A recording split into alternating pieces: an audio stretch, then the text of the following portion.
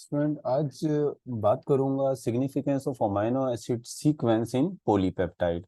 यानी जो पॉलीपेप्टाइड होता है मतलब जो प्रोटीन होता है, आपको पता है कि हर प्रोटीन के अंदर अमाइनो एसिड का जो सीक्वेंस होता है एक मखसूस एक स्पेसिफिक सीक्वेंस होता है। यानी जो 20 टाइप के अमाइनो एसिड होते हैं वो एक मखसूस तरतीब के साथ डिफरेंट प्रोटीन के अंदर डिफरेंट तरतीब के साथ क्या होते हैं, अरेंज होते हैं। जैसे हमारे जो मोबाइल नंबर्स होते हैं या हमारे पास जो दूसरे नंबर्स होते हैं, उनमें जो नंबर्स होते हैं उनकी एक मखसूस जो है वो डिजिट्स जो होते हैं उनकी एक मखसूस जो है वो क्या होती है, तरतीब होती है। जैसे मैंने यहाँ पर एक नंबर लिखा है, इसमें नंबर डिजिट्स की एक मखसूस जो है वो तरतीब है। अगर ये तरतीब चेंज होगी तो जो है ये नंबर आपका प्रॉपर काम नहीं करेगा। तो इसी तरीके से ये जो सीक्वेंस ऑफ अमाइनो एसिड होता है किसके अंदर, पॉलीपेप्टाइड के अंदर। तो देखें इसका फायदा बेसिकली क्या होता है। तो सबसे पहली तो चीज देख लें कि जो sequence of amino acid polypeptide है, it is a characteristic feature of primary structure. हमें पता है कोई भी प्रोटीन जब बनता है, जब प्रोटीन बनता है तो उस वक्त जो स्ट्रक्चर उसकी बनती है उसको हम कहते हैं प्राइमरी स्ट्रक्चर।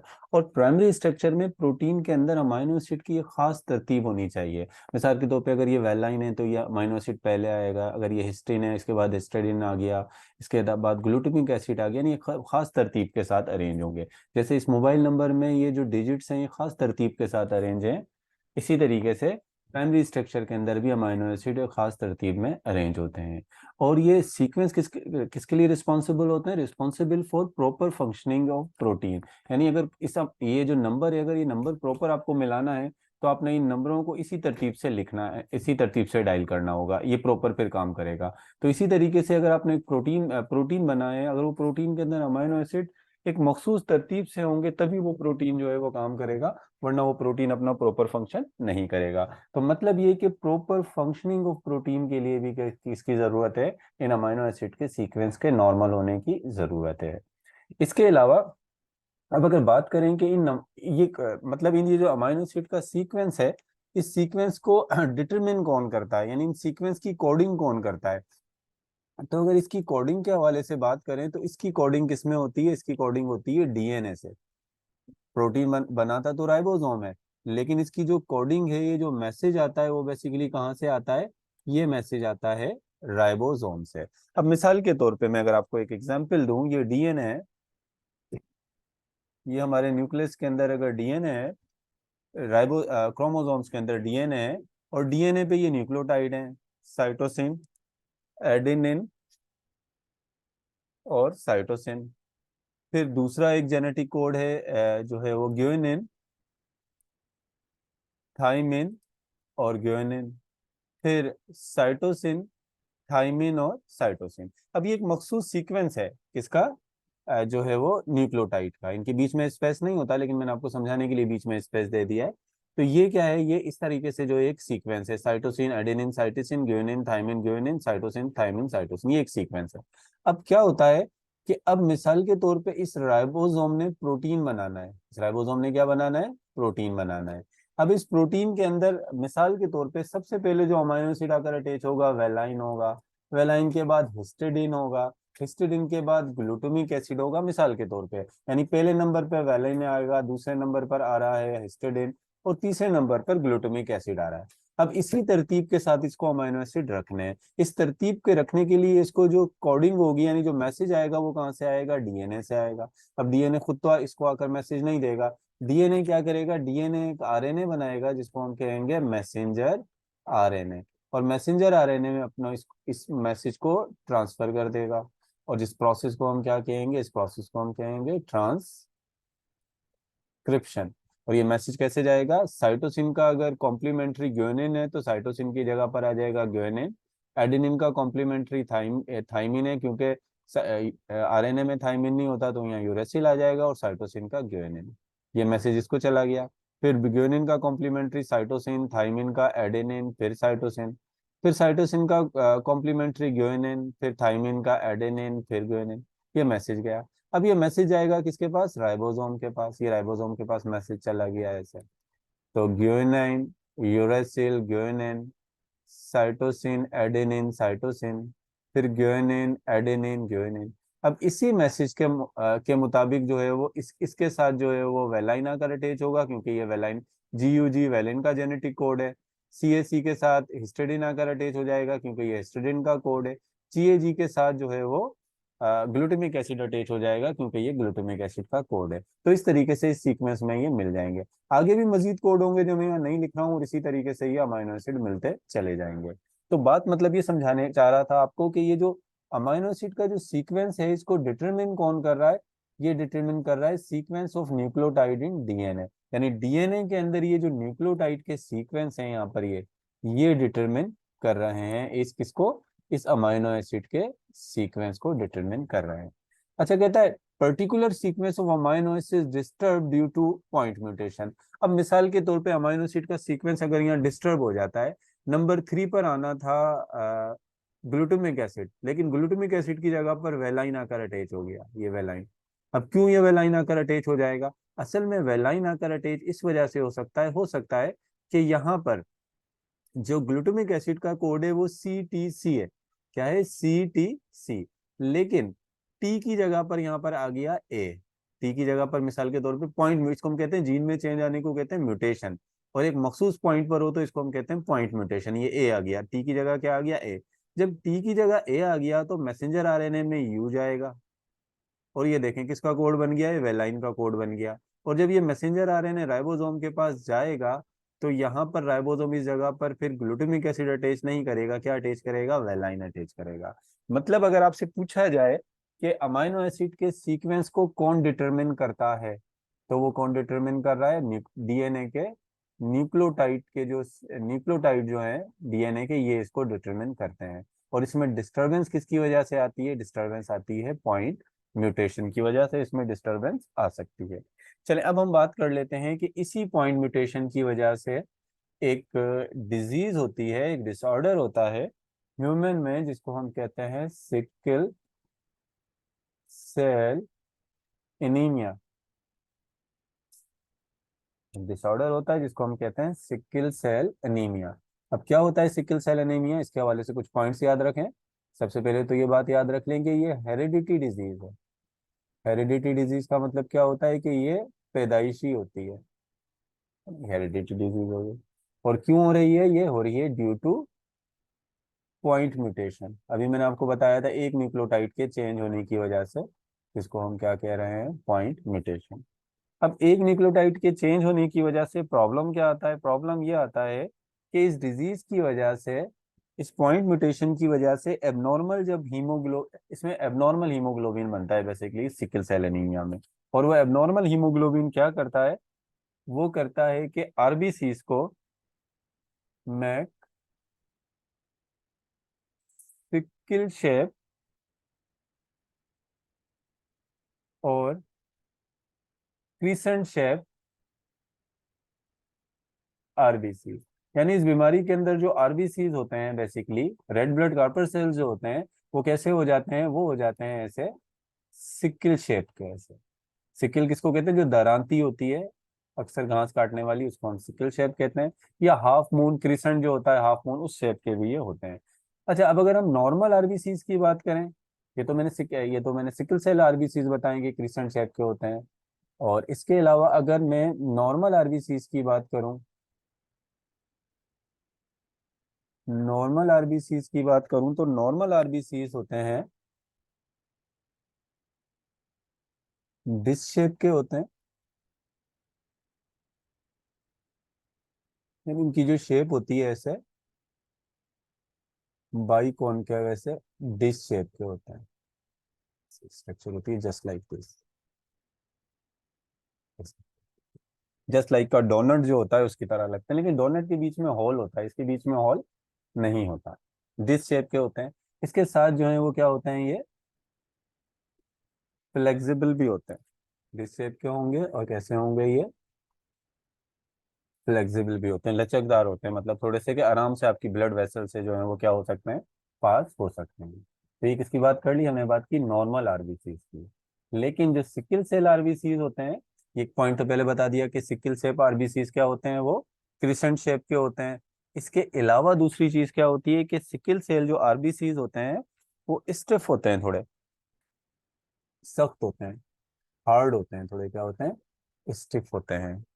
और इसके अलावा जो है वो स्टिफ भी होते हैं, उसके साथ स्टिकी भी होते हैं। स्टिफ होते हैं और थोड़े क्या होते हैं, स्टिकी होते हैं। और इन दोनों चीज, ये चीज होने की वजह से, स्टिफी और स्टिक होते हैं, तो उसकी वजह से क्या होता है, ये ब्लॉक करते हैं, block flow in blood vessels, block blood flow in blood vessels. मतलब देखें, ये आपकी ब्लड वेसल है, अगर ये आपके आरबीसी जो है वो सिकल शेप के होते हैं, तो वो स्टिफ होते हैं, वो एक दूसरे के साथ क्या होते हैं, ऐसे अटैच हो जाते हैं।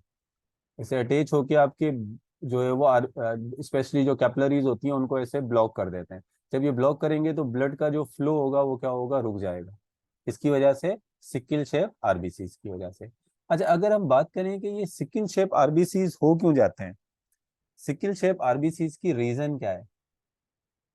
सिकल शेप जो आरबीसीज होते हैं are due to abnormal haemoglobin. जो सिकल शेप आरबीसीज होते हैं उनमें जो हीमोग्लोबिन होता है वो क्या हो जाता है, वो एबनॉर्मल हो जाता है। आपको पता है कि आरबीसीज के अंदर एक रेस्पिरेटरी पिगमेंट होता है, जिसको हम क्या कहते हैं, जिसको हम कहते हैं हीमोग्लोबिन। अब जो सिकल शेप आरबीसीज होते हैं उनमें हीमोग्लोबिन कैसा हो जाता है, हीमोग्लोबिन जो है वो एबनॉर्मल हो जाता है, नॉर्मल हीमोग्लोबिन नहीं होता। अब अगर हम बात करें कि नॉर्मल हीमोग्लोबिन की, अगर हम बात करें कि नॉर्मल हीमोग्लोबिन कैसा होता है, जो नॉर्मल आरबीसीज होते हैं उनमें कौन सा हीमोग्लोबिन होता है, उनमें नॉर्मल हीमोग्लोबिन होता है। अब नॉर्मल हीमोग्लोबिन को हम HbA से शो करते हैं, HbA से जो है हम शो करते हैं किसको, नॉर्मल हीमोग्लोबिन को। नॉर्मल हीमोग्लोबिन की अगर हम स्ट्रक्चर देखें तो उसमें कितनी पॉलीपेप्टाइड्स होते हैं, यानी प्रोटीन की कितनी चेन होती है, 4 पॉलीपेप्टाइड होते हैं। कितने पॉलीपेप्टाइड हैं, 4 पॉलीपेप्टाइड होते हैं। और 4 पॉलीपेप्टाइड में जो है वो 2 पॉलीपेप्टाइड जो होते हैं उनको हम कहते हैं 2 अल्फा पॉलीपेप्टाइड होते हैं। और 2 कैसे होते हैं, 2 बीटा पॉलीपेप्टाइड। 2 अल्फा पॉलीपेप्टाइड में एक अल्फा पॉलीपेप्टाइड जो होती है उसमें कितने जो है वो अमाइनो एसिड होते हैं, 141। और जो बीटा होती है उसमें जो है वो अमाइनो एसिड कितने होते हैं, 146। अब मिसाल के तौर पे मैं यहाँ पर अगर ड्रा करता हूँ इसको, नॉर्मल हीमोग्लोबिन की स्ट्रक्चर को इस तरह से, एक ये हीमोग्लोबिन की एक चेन हो गई, एक ये 2 अल्फा चेन हो गई, कौन सी चेन हो गई, 2 अल्फा चेन हो गई। और नीचे जो है वो ब्लू कलर से जो है मैं शो कर देता हूँ, 2 ये बीटा चेन हो गई, यानी 4 पॉलीपेप्टाइड हो गई किसमें, इसमें हीमोग्लोबिन में। अब यहाँ पर अगर हम अमाइनो एसिड का सीक्वेंस देखें तो 141 अमाइनो एसिड इसमें है, 141 अमाइनो एसिड इसमें है, 146 अमाइनो एसिड इसमें है, 146 अमाइनो एसिड इसमें है। तो टोटल अमाइनो एसिड कितने हो गए, 574। 574 अमाइनो एसिड इसके अंदर जो है वो हो गए। अब ये नॉर्मल हीमोग्लोबिन है। लेकिन अगर हम बात करें किस कौन से वाले हीमोग्लोबिन की, जब हीमोग्लोबिन एबनॉर्मल हो जाता है, एब नॉर्मल हीमोग्लोबिन। अब जो एबनॉर्मल हीमोग्लोबिन है, इसमें क्या होता है, एक तो हम एबनॉर्मल हीमोग्लोबिन को HbS से शो करते हैं। अब ये जो एबनॉर्मल हीमोग्लोबिन होता है इसमें एक सिर्फ 574 अमाइनो एसिड जो होते हैं ना हीमोग्लोबिन के अंदर, सिर्फ एक अमाइनो एसिड में चेंज आता है। ओनली वन डिफरेंट है इसमें, मतलब नॉर्मल और एबनॉर्मल हीमोग्लोबिन में सिर्फ एक चीज का फर्क है, ओनली वन डिफरेंस।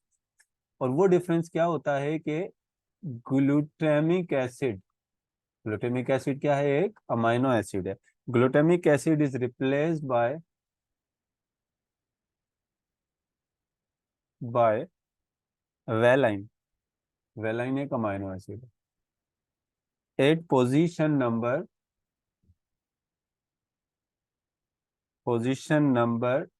6। और कौन सी वाली चेन में, बीटा चेन में, पोजीशन नंबर 6 में जो है वो चेंज आता है, वो किस जगह पर आता है, वो आता है बेसिकली किसके अंदर, बीटा चेन में। अब चलें देखें, अगर मैं इसको यहाँ पर जिस तरह मैंने अभी आपको बताया था कि यहाँ पर एक मैंने बनाया था कि ये है नॉर्मल हीमोग्लोबिन की चेन, 2 अल्फा हैं, और यहाँ पर क्या है, 2 नीचे बना देते हैं, 2 कौन सी वाली चेन, 2 बीटा चेन। अब तमाम अमाइनो एसिड सही हैं, लेकिन आपने अगर यहाँ से हम काउंट करें ये नंबर 1 अमाइनो एसिड, 2, 3, 4, 5, 6, अब 6 वाली जगह पर क्या आना था, ग्लूटामिक एसिड आना था। कौन सा अमाइनो एसिड आना था, ग्लूटामिक एसिड। लेकिन इसकी जगह पर क्या आ गया, वेलाइन आ गया। बस इतने से फर्क की वजह से पूरा का पूरा अमाइनो एसिड जो है वो क्या हो गया, एबनॉर्मल हो गया, वो नॉर्मल जो है वो नहीं रहा। अब अगर मैं आपके साथ एक यहाँ पर स्लाइड शेयर करूं, यहाँ पर अगर मैं आपके साथ एक स्लाइड शेयर करूं, देख लीजिए, ये देखें आप, ये देखें आप यहाँ पर ये नॉर्मल हीमोग्लोबिन की जो है वो ऊपर एक चेन बनाई है, सिर्फ 6 नंबर वाले अमाइनो एसिड तक बताइए, आगे तक नहीं दिखाई है। ये है नॉर्मल हीमोग्लोबिन, सही है। कौन सा हो गया, ये नॉर्मल हीमोग्लोबिन हो गया। और ये सिकल सेल एनीमिया का जो है वो हीमोग्लोबिन हो गया। अब आप देखें, पहले वाले, पहला वेलाइन है, उसके बाद दूसरे नंबर पे हिस्टिडीन है, फिर ल्यूसीन अमाइनो एसिड है, थियोनिन है, प्रोलिन है, फिर ग्लूटामिक एसिड, फिर ग्लूटामिक एसिड। अब ये जो एबनॉर्मल हीमोग्लोबिन होता है उसमें देखें तो क्या आ रहा है, ये जो चेन है, पहले वेलाइन है, दूसरा भी सही है, तीसरा भी सही है, चौथा भी सेम है, पांचवा भी, 6 पर प्रॉब्लम आया है। ग्लूटामिक एसिड की जगह पर देखें यहाँ क्या आ गया, यहाँ पर वेलाइन आ गया।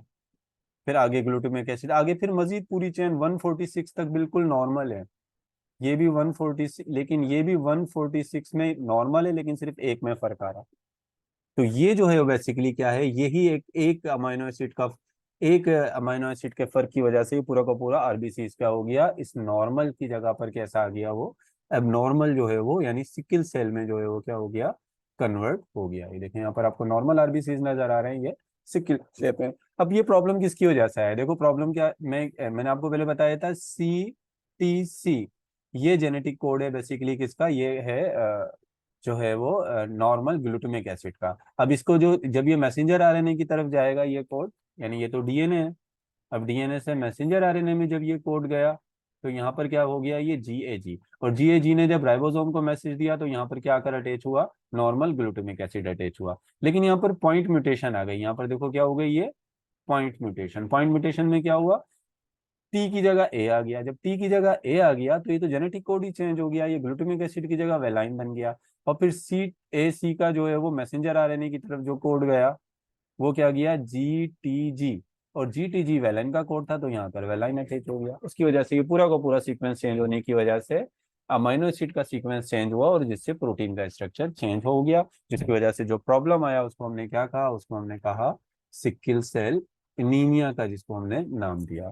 तो सिकल सेल एनीमिया की यहाँ पर मैंने आपको बता दिया। सिकल सेल एनीमिया में अगर आपसे क्वेश्चन किए जा सकते हैं कि जो है वो, सबसे पहले तो अगर आपसे इंपॉर्टेंस पूछ ली जाए कि अमाइनो एसिड सीक्वेंस की इंपॉर्टेंस क्या है, तो आप बता देंगे कि ये प्राइमरी स्ट्रक्चर की कैरेक्टरिस्टिक होती है, ये प्रॉपर फंक्शनिंग के लिए जो है वो जरूरी होती है। फिर आपसे क्वेश्चन किया जा सकता है कि वो कौन सी चीज़ है जो अमाइनो एसिड के सीक्वेंस को डिटरमिन करती है, तो आपने बताना है न्यूक्लियोटाइड का, डीएनए के जो न्यूक्लियोटाइड का सीक्वेंस होता है वही डिटरमिन करता है। इसके अलावा particular sequence of amino acid क्यों डिस्टर्ब हो जाता है, आपने बताना है पॉइंट म्यूटेशन की वजह से।